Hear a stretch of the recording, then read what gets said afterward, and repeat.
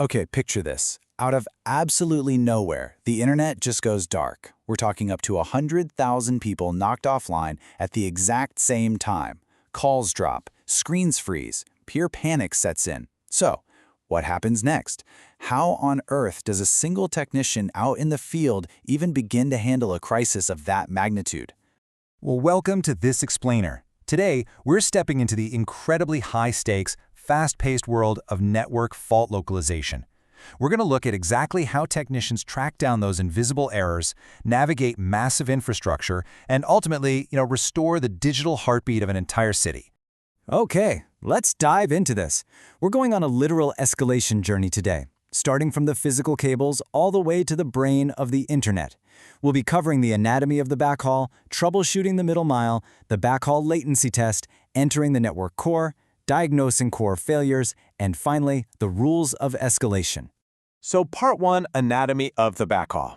You can think of the backhaul as the middle mile of our network. It's this vital, heavy-duty artery connecting local access sites right back to the core. If the backhaul fails, boom, every single user connected to that site drops simultaneously, no exceptions. Now, this basically comes down to two technologies. First, we have fiber backhaul, which pushes massive capacity. We're talking anywhere from 10 to 100 gigabits per second. It's absolutely the gold standard. But when laying fiber is physically impossible, or just, way too expensive, we rely on microwave backhaul. That's a line-of-sight radio link that gets the job done when fiber can't. Moving on to Section 2, Troubleshooting the Middle Mile. So, let's say you're out in the field and things go wrong with those microwave links. You're very likely facing what we call the sway problem.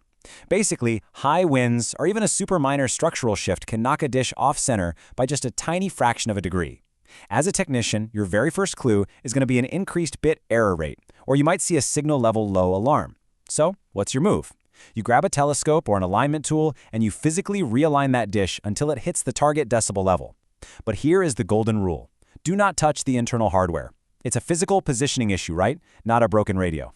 But what if a construction crew accidentally digs up the main fiber trunk with a backhoe? Yeah, that's a major emergency. Literally the internet's version of a massive heart attack. Your first indicator is this huge loss of signal alarm, and honestly, chaos ensues. Your immediate boots-on-the-ground action? Grab the exact fiber route map, physically track down where the break happened in the dirt, and prep for a full-on fiber restoration and resplicing operation.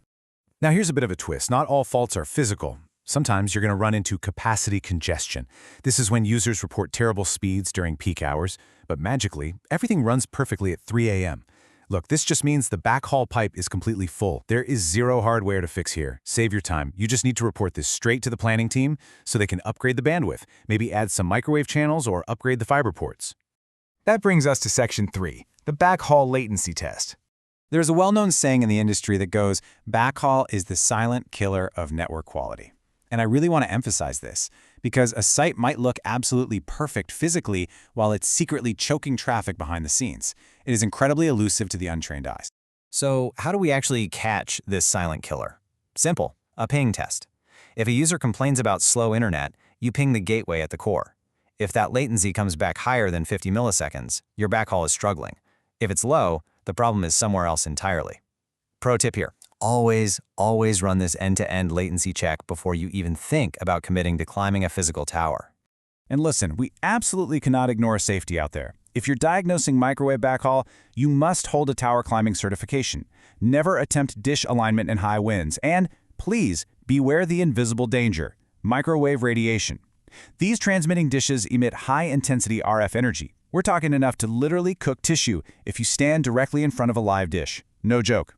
So always use a safety shutoff or make sure you're wearing proper PPE. All right, Section 4, entering the network core. Now we're shifting gears dramatically, moving away from the gritty physical field into the pristine, centralized intelligence of the network core. First up, we have the BRAS, or BNG, the Broadband Network Gateway. Now what's really interesting about this slide is that this gateway acts as the ultimate bouncer. It's the gatekeeper that authenticates internet users and hands out their IP addresses. Next in the core is the IMS, or IP Multimedia System. Think of this as the telephone exchange of the digital age. So instead of those old physical switchboards, this centralized intelligence handles every single modern voice and video call flowing through the network. And to complete our map of the network's intelligence, we have the EPC, or 5G core. This is basically the centralized brain specifically for mobile data. It has the incredibly complex task of dynamically tracking mobile user locations and managing all their data usage. Let's move to Section 5, Diagnosing Core Failures. Now, as a field technician, you don't typically fix the core yourself, but you are absolutely vital in being the very first to detect when it fails. For example, if you see a regional outage, meaning multiple distinct neighborhoods drop all at once, that is not a single physical cable cut. The core service platform is failing. You need to stop local troubleshooting immediately and report it to the NOC. What if the link lights are green, but a user's password keeps getting rejected? Well, that's an authentication failure. The core database isn't recognizing the user, so you check the CRM and escalate that straight to systems engineering. Or what if local websites load super fast, but international sites just time out? That's a global routing issue. Run a trace route, and if those packets can't even leave the ISP, you know the core gateway is congested or misconfigured. Escalate it. Which brings us to our final part, Section 6, the rules of escalation. This brings us to, honestly, the most important lesson for any field engineer. Professionalism means knowing your limits. If you've checked the physical layer, verified the router, tested the backhaul, and everything is absolutely perfect, you have likely reached the core. Do not waste 4 hours trying to troubleshoot a single home router when the back-end data center is actually what's failing. So the crucial point is the sheer scale of the stakes involved here. 100,000. Never ever attempt to modify core configurations, even if you somehow have the login credentials. A single wrong keystroke in the core can drop service for 100,000 people in an instant. Always leave the core to the core engineers so they can maintain data integrity. Your ultimate boundary as a technician boils down to this mantra: report, don't repair. You are the critical eyes and ears on the ground.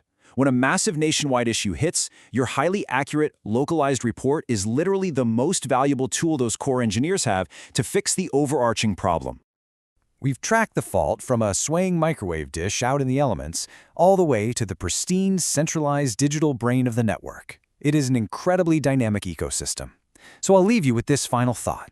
In the modern, deeply interconnected world of network troubleshooting, are you just the hands on the tower, or are you the essential eyes on the ground?